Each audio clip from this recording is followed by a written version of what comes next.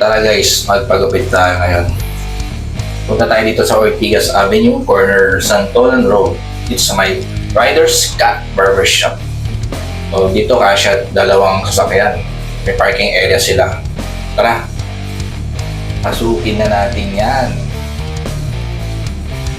Kaya makikita mo dito may mga sasakyan na benta rin yan. Sila rin may ari yan. May gusto kayo dito maluwag.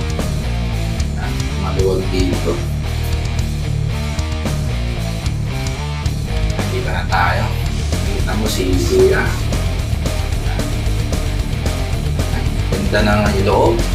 Maliwalas dito. Naka-aircon sila dito. Yan, price list nila.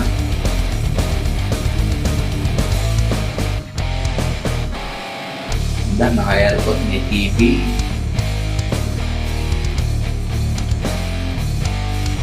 Na. Pisa na tayo.